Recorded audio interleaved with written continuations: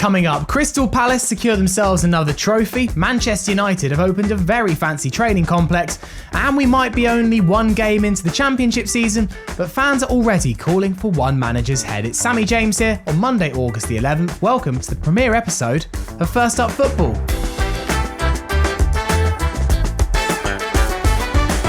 First up, let's look back at the Community Shield at Wembley, the official curtain raiser of the English League season, where Premier League winners Liverpool took on FA Cup winners Crystal Palace. Now, Palace were the first team in 12 years to make their Community Shield debut, whilst their opponents Liverpool had won it on 16 different occasions. Arne Slot named 4 of his big money summer signings in the starting 11, and 2 of them combined for the opening goal after just 4 minutes. Ekitike gets it back again, 2 of Liverpool's summer signings combining. Ekitike with the shot and the goal. Florian Wirtz to Hugo Ekitike, a £177 million combo that pretty much paid instant dividends. That sparked this match into life. Palace equalised 13 minutes later from the penalty spot as Virgil van Dijk brought down Ismaila Sarr, which gave Mateta the chance to slam home. However, Palace weren't level for long as another debutant, Jeremy Frimpong's cross, looped over Dean Henderson to give the Reds a 2-1 lead, and this goal was particularly poignant as he scored just as Liverpool fans were standing on 20 minutes to applaud the late Diogo Jota. After that frantic start, the game did come down a little bit, but Palace never gave up hope. Ismaila Sarr equalised to the Eagles to make it 2-2. That took the game to penalties, and in the spot kicks, Dean Henderson was the hero. He saved brilliantly to deny Alexis McAllister and Harvey Elliott, and that gave young Justin Devenny the chance to win it. Deep breath from Devenny, who scores into the top corner, and after winning the FA Cup final here in May, Crystal Palace beat the league champions Liverpool and win the Community Shield. Justin Devenny with the all-important penalty, and Dean Henderson with a couple of big saves. An amazing moment for Crystal Palace fans. They are the first club since 1978 to win the Community Shield on their debut. And here were the thoughts of their manager, Oliver Glasner. How much confidence does this give you going into the Premier League season? Not just the win. I think the performance gives us a lot of confidence. Always winning something, being competitive against the champion gives you confidence, and this is what we will take. Meanwhile, for Liverpool, could a defeat be a blessing in disguise? No team that's won the Community Shield in the past 6 seasons has gone on to win the Premier League. Obviously, that could well be a blow to Crystal Palace and their ambitions too, but probably not one that their supporters will worry about tonight. Congratulations to the Eagles. Let's dive into some of the action this weekend, as it was the opening round of the championship season in England. The fixture computer had scheduled a couple of corkers to get the season underway, with 2 of the recently relegated Premier League teams taking on recently promoted teams with big ambitions. On Friday night, Birmingham City, who smashed the EFL points record last season in League One thanks to the deep pockets of their Brady-backed ownership group, hosted Ipswich Town, who many have as favourites for the championship title. Birmingham's Jay Stansfield gave Blues the lead in the first half, an advantage they held until the 95th minute when the Tractor Boys were awarded a controversial penalty, which he takes coolly and confidently.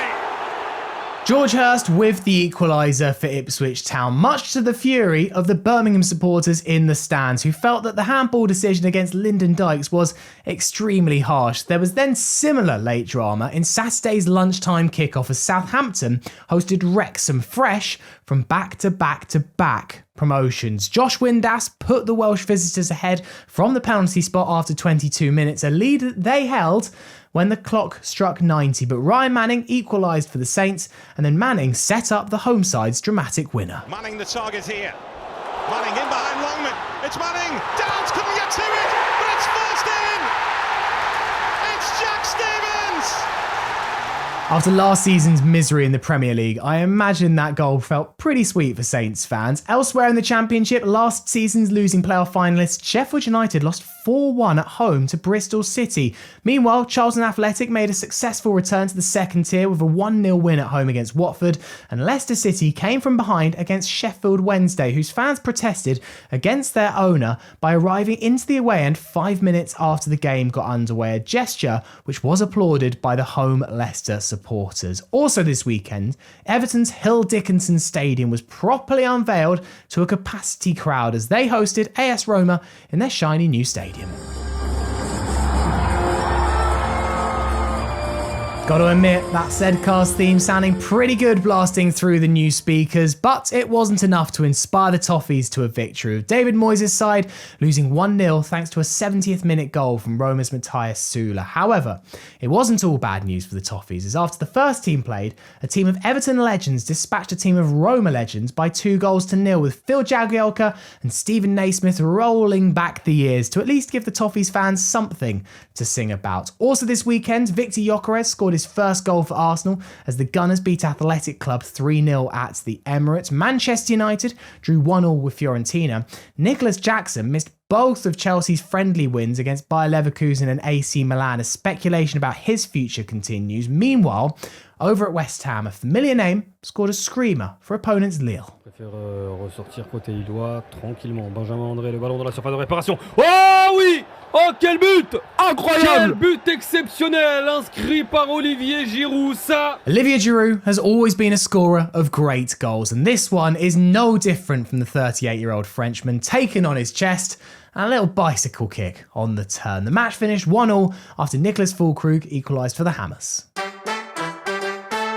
Next, let's catch up on all the latest transfer news. Busy times at Chelsea, as ever. They're continuing negotiations with RB Leipzig for Xavi Simons. The Blues have proposed a swap deal with Leipzig that could include either Christopher Nkunku or Tyreek George going the other way. Fabrizio Romano also reported on Sunday that Chelsea are hoping still to bring in Alejandro Garnacho from Manchester United if they can sell Nicholas Jackson, who has been strongly linked with a move to Newcastle. Speaking of the Magpies, who've had a tough few weeks in the transfer market, let's be honest, they've looked to secure themselves a centre-back, and here's how it was broken on Sky Sports News. Malik Thiaw is flying into Newcastle this evening ahead of his move from AC Milan.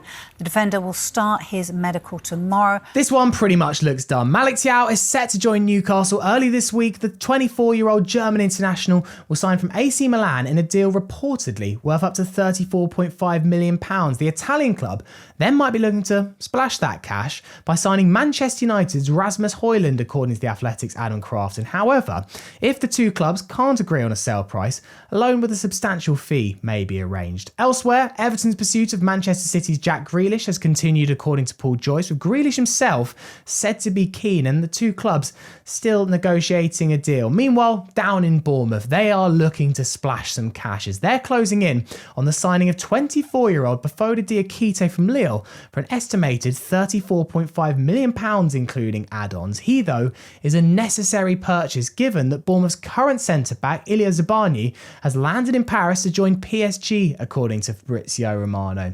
And away from transfers, Manchester United have opened their brand new training centre at Carrington following a £50 million facelift.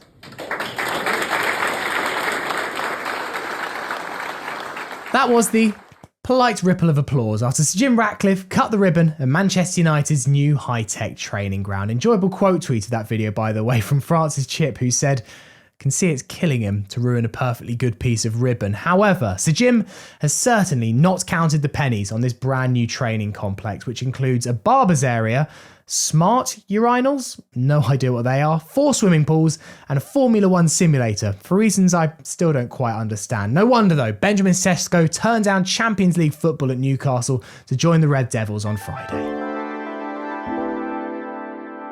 Last up, and there's always some cliche things to spot on the opening weekend of a season. There's always the team that makes far too big a deal of being top of the league after one game. There's always one player who plays incredibly on opening weekend but goes on to do absolutely nothing. And then there's always a manager whose head is called for after an opening weekend defeat. Well, on the latter front, we hit bingo as Sheffield United had a stinking opening day. The Blades lost 4-1 to Bristol City, a side who they beat 6-0 on aggregate in the playoff semi-finals last season. It was not an ideal start for United's new manager Ruben Sellers, and on the BBC Radio Sheffield phone-in show called Football Heaven, one fan called Phil decided he'd already had enough. I can't get the owners to resign because they're the owners, but I can ask for the manager to resign because that was after one game, shambolic. Phil. One game. After one game, that was a complete shambles. On 60 minutes, the manager took, in my opinion, the best two players off. It's a complete shambles. Look, sometimes when you know, you know. And for Phil, his mind is made up that the 25-26 season is a write-off already. Football is well and truly back. And that is it for First Up Football today. We really hope that you enjoyed this first episode, and this show is completely independent. We don't have any backers, and we'll be honest, it's not going to work without your financial support. So if you were previously a fan of our last daily football podcast and you'd like to help, we have set up a Substack over at firstupfootball.com. If you subscribe, you'll get advert-free episodes, access to a Telegram group, and weekly write-up newsletters. Also, if you want to follow us on socials, then all the links are in the episode description. But honestly, any way you can help us, whether that's subscribing to the Substack, firstupfootball.com, or leaving us a review, recommending us to a friend, sharing it on social media, whatever it is, it would mean the absolute world to us and give us the best chance of making this show a success. So thank you for listening or for watching. We'll be back tomorrow.